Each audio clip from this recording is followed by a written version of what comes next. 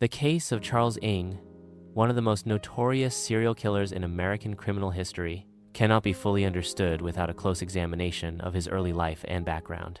Ng's biography reveals a complex mixture of cultural displacement, childhood trauma, psychological instability, and criminogenic influences that set the stage for the horrific crimes he would later commit with his partner, Leonard Lake.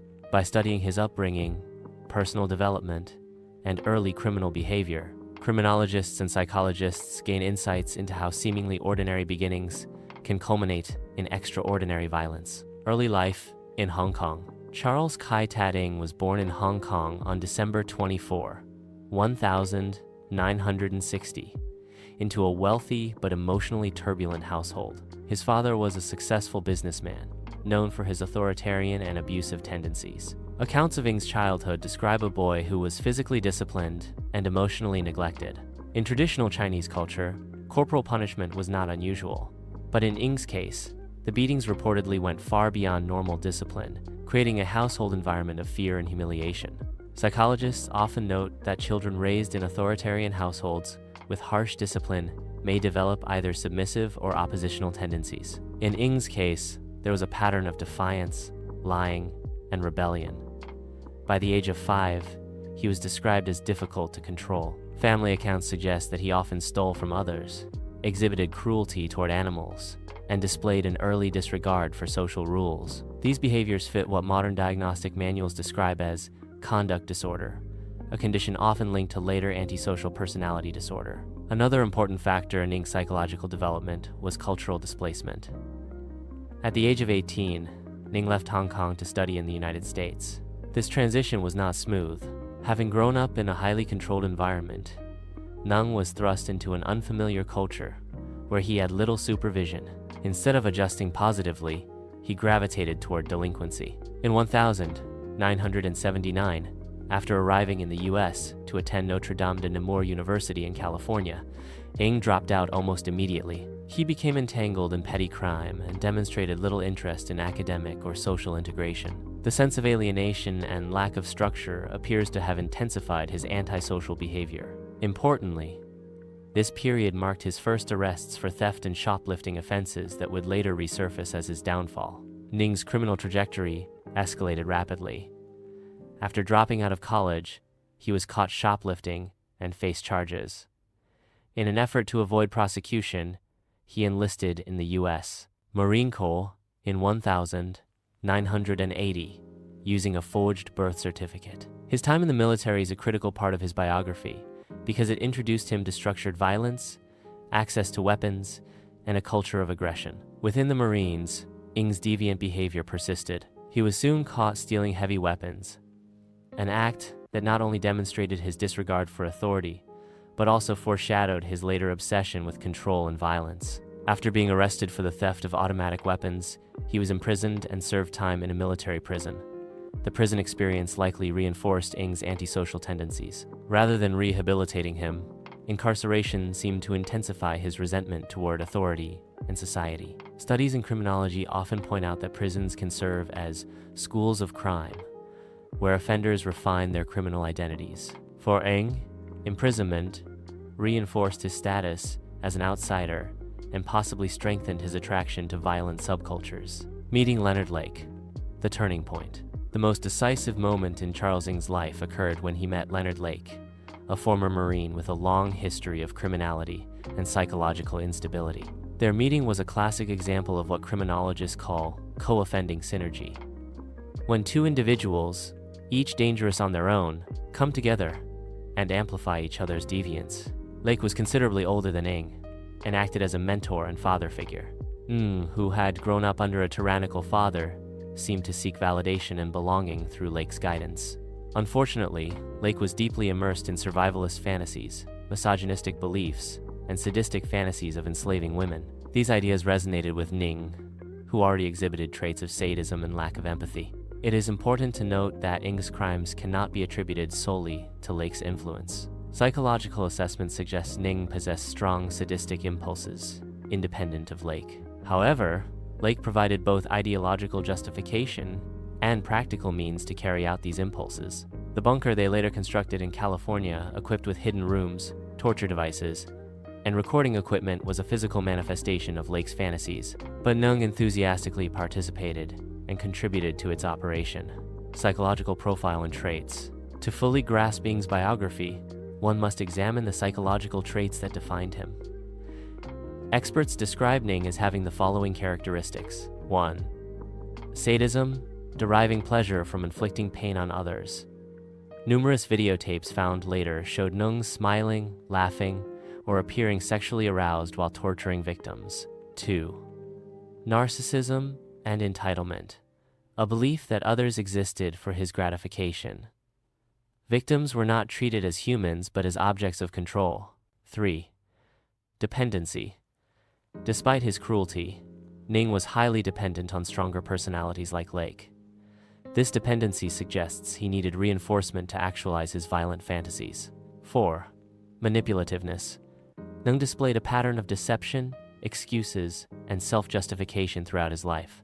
From forging documents to lying under oath, he consistently manipulated systems to his advantage. Modern forensic psychology might classify him under antisocial personality disorder with strong sadistic features. Unlike some killers motivated by compulsion or psychosis, Ng's actions were deliberate, calculated, and sustained over years. Interplay of nature and nurture. The biography of Charles Ng raises enduring questions about the interplay between nature and nurture in the making of a serial killer. His abusive childhood, cultural displacement, and social alienation clearly shaped his development. Yet, it is equally clear that Nung possessed intrinsic traits such as lack of empathy, sadism, and thrill-seeking that predisposed him toward violence. One cannot ignore the role of his environment. Had Ng not met Leonard Lake, it is possible his crimes might not have escalated to the same degree. On the other hand, the persistence of violent fantasies in Ng's independent behavior suggests he may have found another outlet eventually. This duality underscores the complexity of criminal psychology. The background and biography of Charles Ng reveal the contours of a deeply disturbed individual, shaped by a mixture of authoritarian parenting, cultural dislocation, early criminality, and toxic mentorship. Far from being a sudden eruption of violence, his crimes were the culmination of long-standing psychological patterns and social failures. Ng's story highlights how childhood trauma, personality, pathology, and dangerous associations can converge to create one of the most sadistic killers in American history. The partnership of Charles Ng and Leonard Lake is one of the darkest episodes in the history of American violent crime. While Ng's biography helps explain his psychological development, it is in the crimes themselves that his sadism became most evident. The modus operandi of Ng and Lake combined elements of abduction, captivity, sexual torture, and ultimately murder. Their carefully designed strategies and the chilling documentation of their acts reveal not only the depth of their depravity, but also the systematic planning that made them so dangerous. Understanding the mechanics of their crimes offers critical insight into both criminal psychology and investigative procedures. Building the survivalist bunker.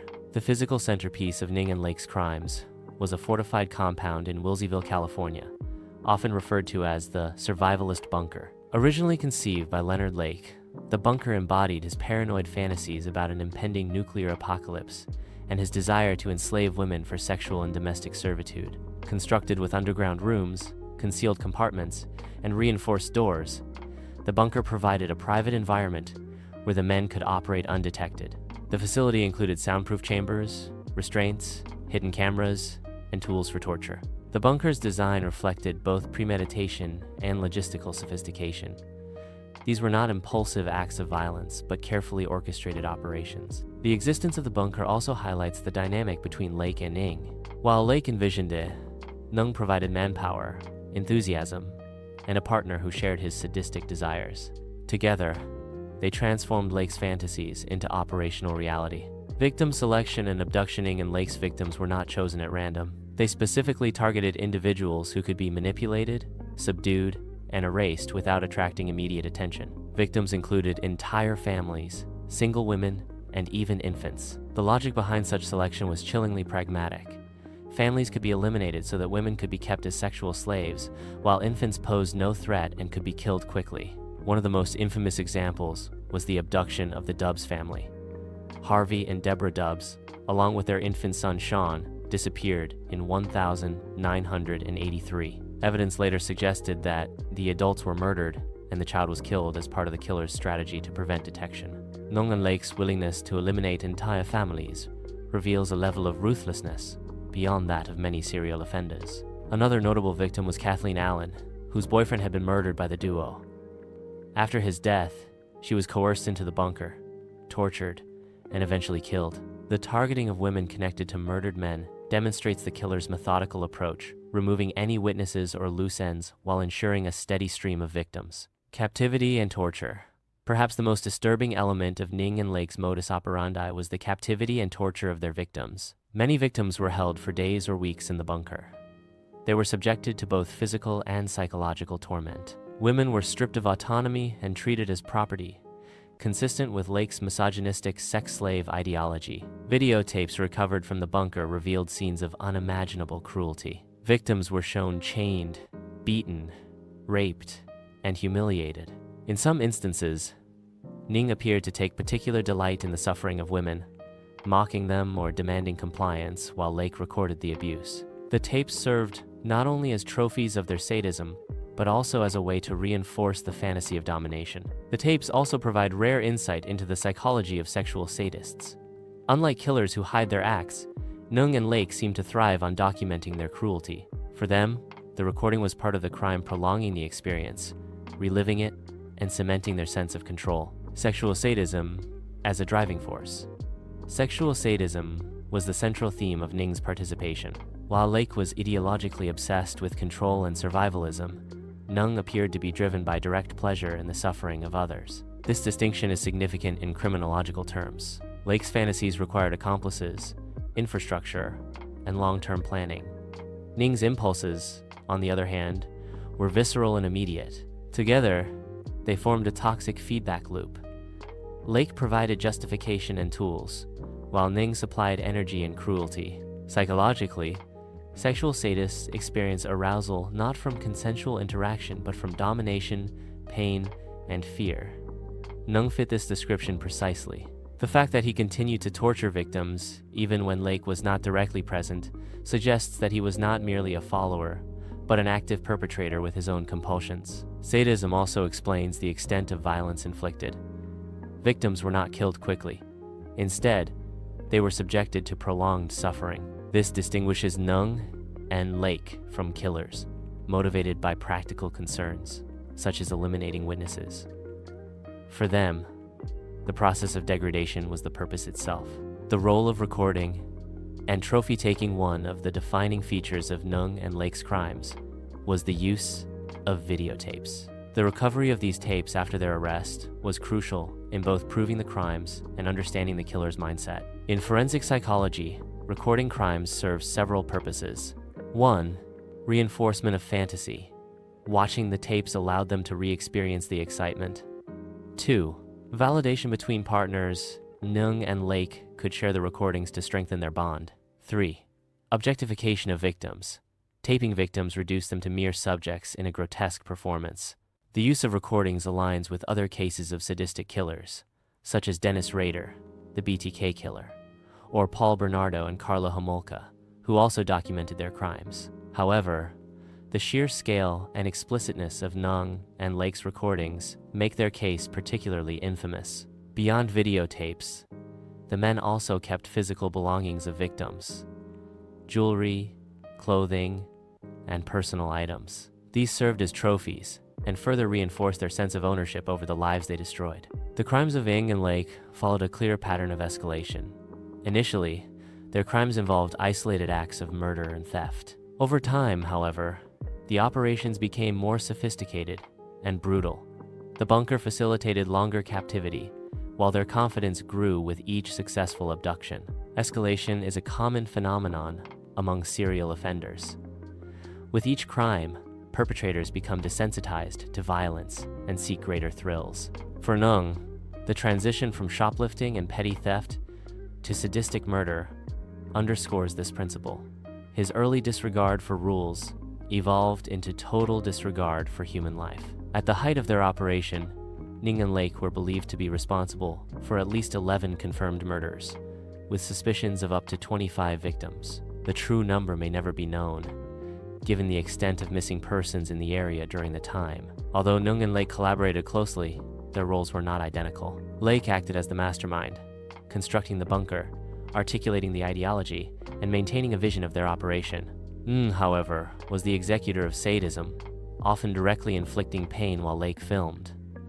This distinction is important for understanding co-offending dynamics. Ning's sadism might have remained latent or limited without Lake's infrastructure, while Lake's fantasies might have stayed theoretical without Ning's enthusiasm. Together, they created a symbiotic partnership where each fed the other's pathology. Criminologists often note that such partnerships are rare but exceptionally dangerous. While most serial killers act alone, duos or groups can amplify violence by reducing inhibition, providing validation, and dividing responsibilities. The aftermath of the crimes. The brutality of Ng and Lake's modus operandi became clear only after their arrest. The discovery of videotapes, physical evidence, and human remains shocked the nation. Unlike cases where crimes remained speculative, the documentation provided undeniable proof of their sadism. For investigators, the tapes were both a curse and a blessing. On one hand, they revealed the full horror of the crimes, traumatizing even seasoned law enforcement officers. On the other hand, they provided concrete evidence that would later be critical in prosecution. The public response to the revelations was one of outrage and fear. The case highlighted not only the depravity of the killers, but also the vulnerability of ordinary people to such predators. The crimes and modus operandi of Charles Ng and Leonard Lake reveal a chilling combination of planning, sadism, and co-offending synergy. Their bunker became a laboratory of human cruelty, where victims were transformed into objects of control, humiliation, and destruction. By carefully selecting victims, recording their acts, and escalating their violence, Ng and Lake created one of the most infamous criminal partnerships in history. For criminologists, this case underscores the importance of studying modus operandi, not only as a technical aspect of crime, but also as an expression of psychological pathology. For society, it remains a haunting reminder of how ordinary individuals can be transformed into architects of terror.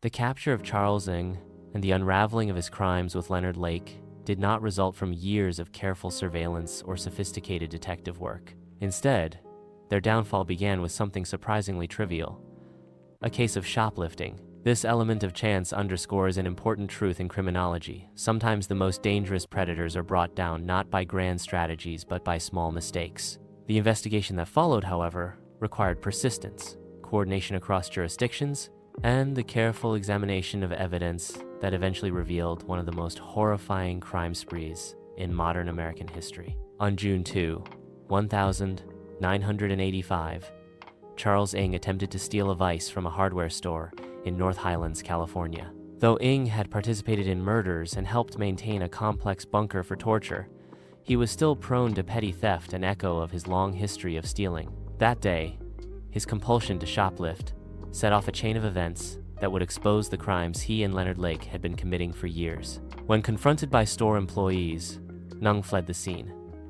Leonard Lake, who was waiting in the parking lot, was detained by police. A search of Lake's car turned up a .22 caliber pistol equipped with a silencer, as well as suspicious items including stolen identification and evidence linking him to missing persons. This immediately raised red flags, as the possession of a silenced firearm was a serious crime. Lake was taken into custody. During interrogation, he seemed anxious but calm. What investigators did not know at the time was that Lake carried a cyanide capsule on his person. Within hours of his arrest, he ingested the capsule and committed suicide. His death deprived investigators of direct testimony, but it also drew immediate attention to his activities. The suicide was a signal to detectives that Lake had something far more serious to hide than petty theft, linking Lake and Ng to missing persons. The investigation quickly expanded after Lake's suicide. Detectives searching his property discovered stolen vehicles, weapons, and personal belongings belonging to missing people. This began a pattern of connections.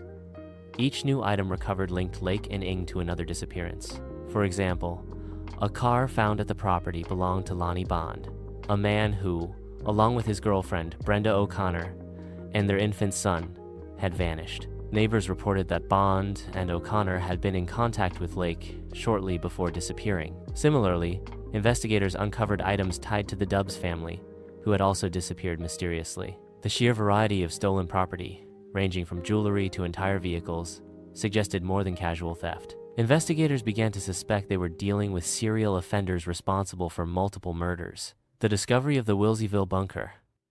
The most shocking revelation came when police began searching Lake's remote property in Wilseyville, California.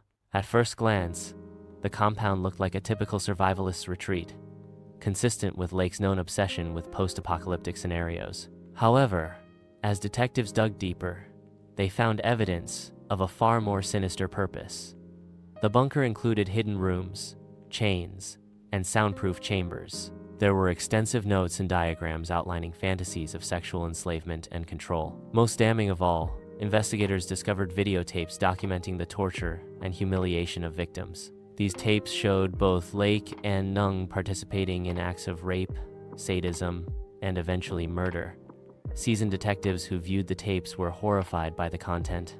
The psychological cruelty, combined with the coldness of the perpetrators, revealed not only the existence of murders, but also the sadistic pleasure taken in committing them. One detective later described the tapes as among the most disturbing evidence ever encountered in law enforcement. Human remains and physical evidence excavation of the Wilseyville property uncovered a grisly scene. Investigators found charred bone fragments, scattered remains, and evidence of attempts to destroy bodies through burning and burial. Forensic teams estimated that the remains of at least 11 individuals were present, though the number of victims could have been significantly higher. The problem investigators faced was that the remains were often incomplete and badly damaged.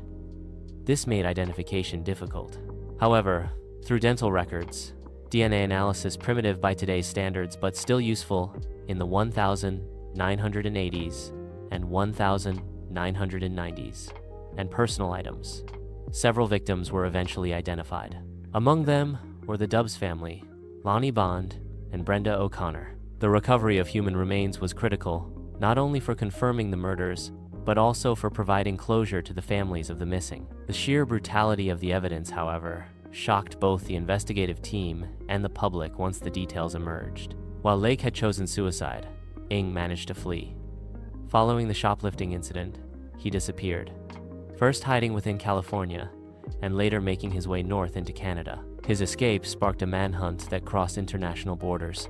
Nung was eventually located in Calgary, Alberta, in 1985, after another shoplifting incident. His arrest there was violenting shot a security guard during the confrontation, underscoring his dangerousness and his willingness to use lethal force. Once captured, he was placed in Canadian custody. However, his capture introduced a new set of challenges. Canada at the time had strong opposition to the death penalty, while California prosecutors were seeking capital punishment. This created a lengthy legal battle over extradition that would delay Ng's trial for years. The extradition of Charles Ng became one of the most protracted in modern history. For nearly 6 years, Ng and his defense attorneys fought to prevent him from being sent back to the United States. Their arguments centered on human rights. If extradited, Ng would face the death penalty, which Canada considered cruel and unusual punishment. The Canadian legal system, known for its emphasis on due process, allowed these appeals to proceed through multiple levels of the courts. Meanwhile, Ng sat in Canadian custody, avoiding the trial he would eventually face in California. Finally, in 1991, after years of legal wrangling and appeals, Ng was extradited to the United States under the condition that his trial would conform to constitutional protections. This long delay not only frustrated prosecutors and victims' families, but also made the case one of the most expensive and logistically challenging prosecutions in California history. Investigative challenges. From a criminological standpoint, the investigation into Ng and Lake presented several challenges. 1. Fragmented remains. Identifying victims from bone fragments and ashes required advanced forensic techniques, which were still developing at the time. 2. Volume of evidence. Thousands of items were recovered from the property, from videotapes to personal effects, all of which had to be cataloged and analyzed. 3. Public and media pressure. The gruesome nature of the crimes attracted massive attention, creating pressure on law enforcement to deliver swift results. 4. Lack of direct testimony from Lake. Lake's suicide deprived investigators of critical first-hand information, forcing them to rely on circumstantial evidence and Ng's eventual prosecution. Despite these obstacles, the persistence of investigators eventually pieced together a coherent narrative of the crimes, linking Ng and Lake beyond any reasonable doubt. Significance of the arrest and investigation. The capture and investigation of Charles Ng highlights several important lessons in criminal justice. First, it demonstrates how major cases can break open due to small, seemingly unrelated events. Shoplifting, an act trivial compared to murder, proved to be the fatal flaw in Ng and Lake's operation. Second, it underscores the importance of physical evidence. Without the discovery of the bunker, tapes, and remains, the crimes might never have been fully exposed. Victims could have simply remained missing persons. Finally, the extradition saga reflects the complexity of international law in criminal cases. Ng's battle to avoid trial illustrated the tension between countries with differing views on capital punishment. This issue remains relevant today in other cases involving extradition. The investigation and arrest of Charles Ng were shaped by both chance and perseverance. A petty theft exposed a criminal enterprise of unprecedented cruelty. Leonard Lake's suicide left Charles Ng as the sole surviving perpetrator, leading to one of the longest and most expensive extradition and trial processes in California history. The discovery of the Wilseyville bunker, the horrifying videotapes, and the human remains transformed the case into a landmark in both criminal investigation and forensic science. For law enforcement, it was a reminder that even the most carefully concealed crimes can unravel through unexpected mistakes. For society, it was the first step toward confronting the true extent of Ng's sadism, which would finally be addressed in court. The trial of Charles Ng is remembered not only for the horrors of the crimes revealed, but also for the extraordinary legal saga that surrounded it. His case became one of the longest, most expensive, and most controversial criminal trials in California, raising fundamental questions about the limits of due process, the rights of defendants, and the administration of justice in capital cases. More than just the prosecution of a sadistic killer, the trial of Charles Ng was a collision between the legal system's obligation to ensure fairness and society's demand for swift punishment of heinous crimes. After Ng's arrest in Canada in 1985 for shoplifting and shooting a security guard, the extradition process to the United States consumed 6 years. Canada, which had abolished the death penalty, was reluctant to extradite him to a country where he could face execution. Ng's defense lawyers exploited this reluctance by filing repeated appeals. The Canadian courts ultimately approved his extradition in 1991, but only after assurances that his rights would be respected. By the time Ng was transferred to California, years had passed, evidence had aged, and families of victims had endured prolonged uncertainty. This set the stage for an unusually difficult trial. The extradition saga underscored a legal paradox. While Ng was accused of some of the most sadistic murders in modern U.S. history, he was simultaneously protected by the very principles of human rights designed to prevent unjust punishment. This paradox became a defining feature of his legal journey. Once in California, Ng launched a campaign of legal maneuvers that dragged his trial on for nearly a decade. His defense attorneys employed a strategy of delay, complication, and appeals, designed to exhaust the prosecution and potentially create grounds for mistrial. Ng himself became notorious for attempting to manipulate the system. He dismissed and rehired lawyers multiple times, filed countless motions, and demanded extraordinary accommodations. At one point, Ng insisted on representing himself, leading to further delays as the court attempted to ensure he was competent to do so. These maneuvers frustrated prosecutors, drained state resources, and sparked criticism from the public. Families of victims, who had already waited years during the extradition battle, now faced further delays in seeing justice served. The defense's strategy, however, was legally permissible under the broad protections of due process afforded to all defendants in the United States. By the time Ng's trial concluded in 1999, it had become one of the most expensive trials in California history, costing an estimated $20 million. Several factors contributed to this staggering expense. 1. Length of proceedings. The trial stretched for nearly 8 years after extradition, with countless motions, hearings, and delays. 2. Complexity of evidence. Thousands of exhibits, including videotapes, physical evidence, and forensic reports, had to be analyzed and presented. 3. Defense resources. Ning's team received extensive funding to pursue appeals, hire experts, and challenge prosecution arguments. 4. Security measures. Given Ng's notoriety and the horrific nature of the crimes, significant resources were devoted to courtroom security. Critics argued that the system had been exploited to the point of dysfunction, with Ng receiving rights and resources far beyond what most defendants could expect. Supporters of due process countered that the cost was the price of ensuring that even the most reviled defendants receive a fair trial in a constitutional democracy. The prosecution's case against Ng was overwhelming, built on a mountain of physical and audio-visual evidence recovered from the Wilseyville bunker. Among the most powerful pieces of evidence were videotapes showing Ng participating in the torture, rape, and humiliation of victims.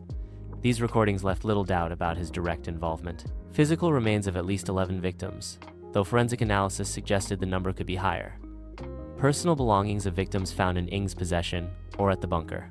Testimony from forensic experts, law enforcement officers, and surviving witnesses who had interacted with Ng and Lake. The defense attempted to argue that Ng was not the principal killer, but rather a reluctant participant manipulated by Leonard Lake. They claimed Ng was a passive accomplice, pressured into compliance by Lake's dominant personality. However, the videotapes proved otherwise. In several recordings, Ng can be seen taking active pleasure in torturing victims, contradicting the defense narrative. Prosecutors emphasized these moments to show that Ng was not only complicit but also sadistically enthusiastic. The Ng trial became a lightning rod for debates over the balance between defendants' rights and victims' justice. Several key controversies emerged. 1. Self-representation. Ng repeatedly attempted to represent himself, creating procedural chaos. Courts had to decide whether to grant this right, balancing his autonomy against the need for a fair, orderly trial. 2. Delays in appeals. The sheer length of the proceedings raised questions about whether justice delayed had become justice denied, particularly for victims' families. 3. Use of videotapes. The graphic nature of the tapes raised ethical issues about showing them in court. Some argued they were necessary for conviction, while others worried they would prejudice the jury through shock value. 4. Extradition promises. Critics in Canada questioned whether assurances about Ning's treatment had been respected, reigniting debate about capital punishment in international law. These controversies placed Ng's trial at the center of broader debates about criminal justice reform, the cost of capital cases, and the meaning of fairness in a system designed to protect even the worst offenders. In 1999, after years of legal battles, Ng was convicted of 11 counts of murder and sentenced to death.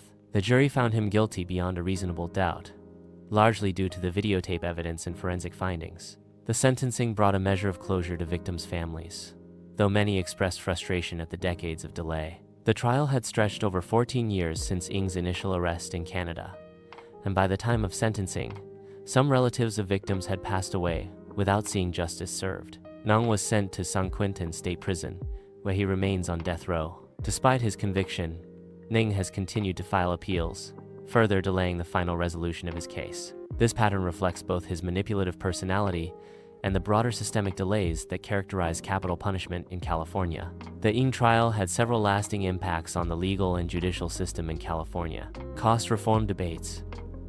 The extraordinary expense of the trial fueled criticism of the death penalty system, with opponents arguing that capital cases drain resources without delivering timely justice. Public perception.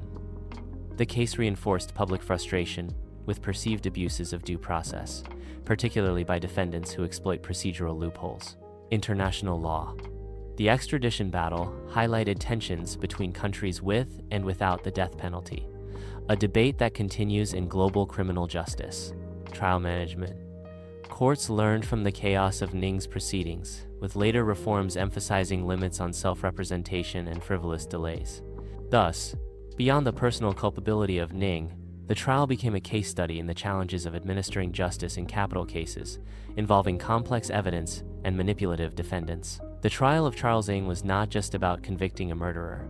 It became a reflection of the struggles within the justice system itself, lasting nearly 2 decades from his arrest to sentencing, costing tens of millions of dollars, and involving controversies over rights, evidence, and international law. The case pushed the boundaries of due process. Ultimately, Ng was convicted and sentenced to death, but the journey revealed deep flaws in the system. For victims' families, justice was delayed almost to the point of denial. For legal scholars, the case remains an example of the tension between fairness and efficiency, between protecting defendants' rights and delivering justice to society. Social impact, psychological, and criminological insights. This section will explore how the Charles Ng case influenced public perception, criminological theory, and the broader cultural understanding of sadistic killers. It will also look at the psychological dimensions of Ng's behavior, his relationship with Leonard Lake, and the legacy of their crimes in shaping conversations about justice, punishment, and human depravity. The crimes of Leonard Lake and Charles Ng were uniquely horrifying because they went beyond simple murder. The bunker in Wilseyville was a carefully constructed chamber of torture, designed to prolong suffering and reduce victims to objects of sadistic pleasure. For American society, the revelations of what had taken place inside that bunker represented one of the darkest confrontations with human cruelty. The videotapes recovered from the site played a particularly powerful role. Unlike cases where evidence is circumstantial, the tapes provided a direct window into the crimes recordings of real people being tortured and humiliated. This was almost unprecedented in the history of American crime, and shocked the public conscience. Media coverage sensationalized the case, emphasizing the House of Horrors and presenting Ng and Lake as embodiments of sadistic evil. Families of victims became symbols of perseverance through unimaginable suffering, enduring years of delays before justice was delivered. The case left many Americans questioning whether the justice system was capable of responding effectively to such extraordinary acts of cruelty. At the heart of the Ng case lies the question: what drives a person to commit such atrocities? Psychologists and criminologists have studied Ng extensively to understand the nature of sadistic killers. Several key characteristics emerge from his profile. 1. Narcissism and entitlement. Ng often displayed a sense of superiority and self-justification. Even during trial, he seemed less remorseful than manipulative, focused on controlling proceedings rather than acknowledging guilt. 2. Sadism. The videotapes reveal clear enjoyment of others' suffering. Unlike killers who murder impulsively or for gain, Ng derived pleasure from prolonged torture, marking him as a true sexual sadist. 3. Dependency on Lake. Ng's relationship with Leonard Lake was central. Lake appeared to be the ideological architect, obsessed with survivalist fantasies and domination of women. Ng, however, amplified Lake's fantasies through his own cruelty, creating a toxic partnership where each man validated the other's darkest impulses. 4. Manipulativeness.